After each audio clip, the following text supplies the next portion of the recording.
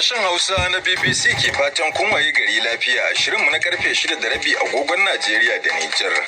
5:30 kenan agogon GMT da Ghana.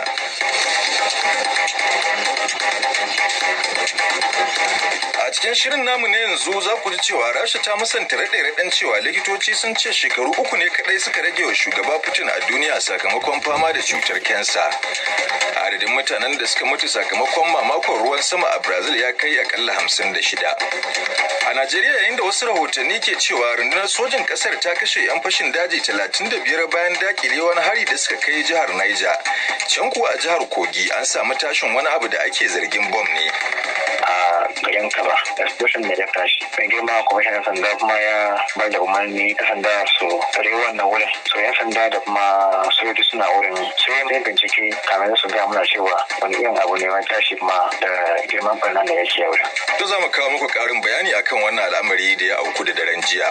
Har yau a Najeriya masana na ci gaba da tsokaci akan zabar Atiku Abubakar a matsayin dan takarar jam'iyyar PDP a zaben shugaban kasa da ke tafe.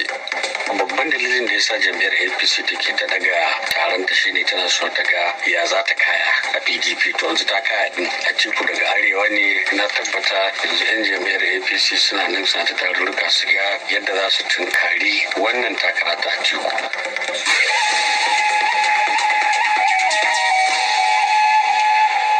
Da farko ga labaran duniya, ni ne Imam Saleh.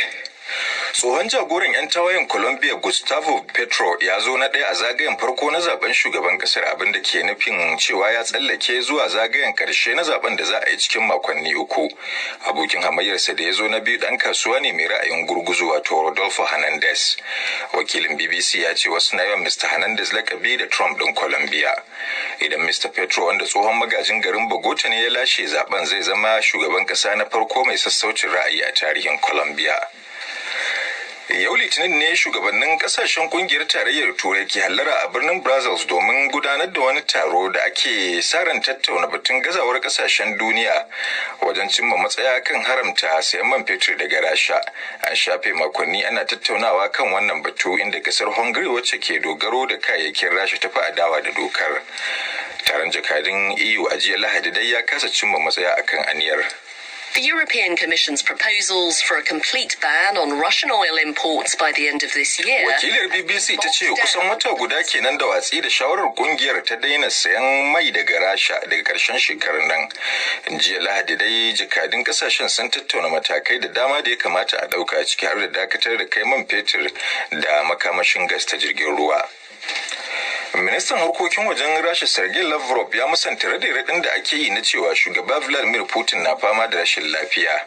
Yayin wata hira da gidan talabijin na Faransa, Mr. Lavrov ya ce shugaban na Rasha yana nan lafiya kuma yana bayyana a bainar jama'a a kowace rana, kuma babu wani mai hankali da zai ga alamun rashin lafiya tattare da shi. Ana ci gaba da samun raɗe-raɗin da ba a tabbatar ba da ke cewa Mr. Putin, wanda ke shirin cika shekaru 70 a ƙarshen wannan shekara, na fama da rashin lafiya, watakila ma ciwon kansa. To kuna shan labaran duniyar ne daga nan sashen Hausa na BBC.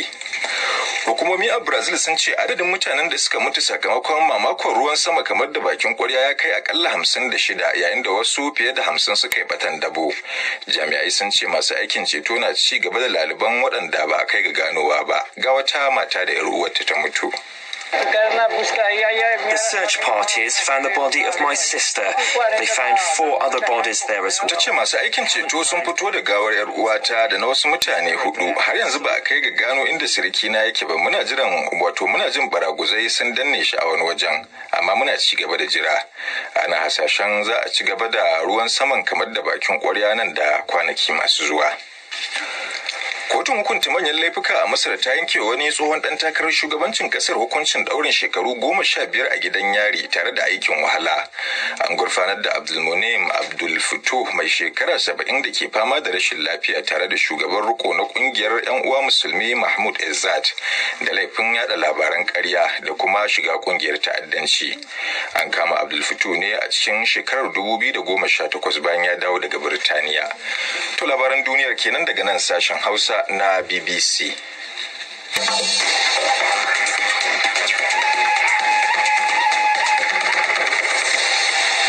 yanzu ko bari mu je ga rahotanni ga dangadan kamar yadda watakila aka je a labaran duniya. Ministan harkokin wajen Rasha Sergei Lavrov ya musanta jitar-jitar da ake yadawa cewa shugaba Vladimir Putin na Rasha ba shi da lafiya. Ministan ya musanta labarin ne bayan da kafafen yada labarai da dama da kuma shafukan intanet ke ta yada cewa shugaba Putin din yana fama da wata cuta, watakila ma cutar kansa. Ga rahoton da Muhammad Anur Muhammad ya hada mana. Ministan harkokin wajen na Rasha Sergei Lavrov ya musanta wannan labari da ke yawo a kafafen yada labarai da shafukan intanet cewa shugaba Putin, wanda nan gaba watan Oktoba na wannan shekara zai cika shekara 70, yana fama da wani rashin lafiya da mai yiwuwa cutar daji ce. Mr. Lavrov, wanda ya karyata jita-jitar a yayin wata hira da gidan talabijin na Faransa na TF1, ya ce ba wani mutum mai hankali da zai ga Mr. Putin, wanda a kullum yana fita bainar jama'a, ya ganshi ya ce yana fama da wata larura. Daga irin rahotannin rashin lafiyar, wata jarida ta labarto cewa wani jami'in leƙen asiri na Rasha ya zegunta cewa an gargadi shugaban da cewa ba zai wuce shekara 3 ba nan gaba da rai, kuma ganin sama na raguwa, wanda wannan ya sanya jami'ai cikin damuwa. Dangane da yakin da Rasha ke da Ukraine a mamayar da take mata, ministan wajen na Rasha ya ce yantar da yankin Donbass na gabashin Ukraine abu ne da Rasha ta ba fifiko, wanda kuma ba za ta saurara ba akan haka, da yake ƙara jaddada matsayin ƙasarsa akan mamayar bayan wata 3 da aka shiga yanzu. Mr. Lavrov ya kafe cewa suna yin hakan ne domin kwance da marar soji ta makwabciyar tasu, yana mai nanata cewa suna yaƙi ne da gwamnati mai sabon ra'ayin 'yan Nazi. Tun bayan da Rasha dai ta kaddamar da mamayar ta Ukraine ranar 24 ga watan Fabrairu, an kashe farar hula sama da 4,000 da jikkata wasu sama da 4,000, kamar yadda bayanan Majalisar Ɗinkin Duniya suka nuna, kuma ba a san yawan sojojin da aka kashe da kuma jikkata ba. Sannan kuma sama da mutane miliyan 14 ne suka tsere daga gidajensu, inda garuruwa da gidaje suka zama kufai da baraguzai. A gaida Muhammad Anur Muhammad da wannan rahoto da ya haɗa mana.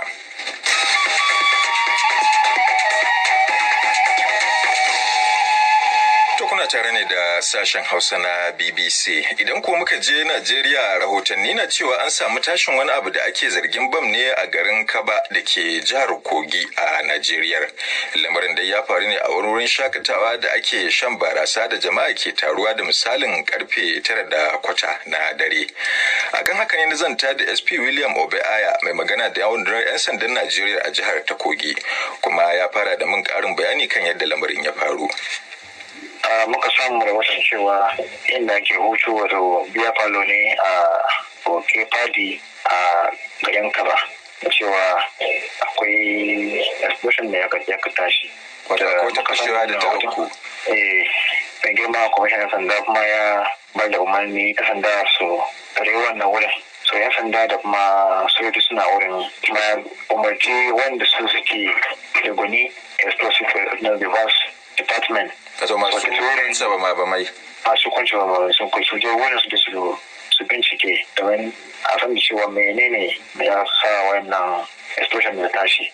So haka kuma bincike ana kan ci gaba. Kamar mutum nawa ne al'amarin ya ritsa da su? Babu kowa wanda abin ya kama.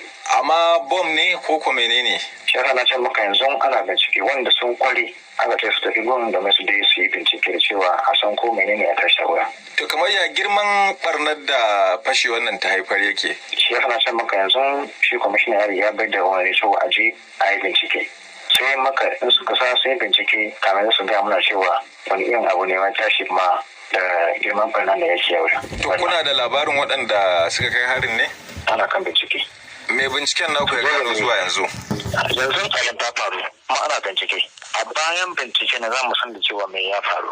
Kamar yanzu wani hali ake ciki a nan wurin da al'amarin ya faru?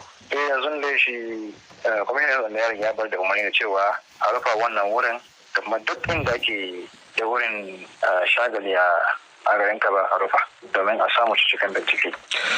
SP William Obeaya kenan, mai magana da yawun rundunar 'yan sandan Najeriya a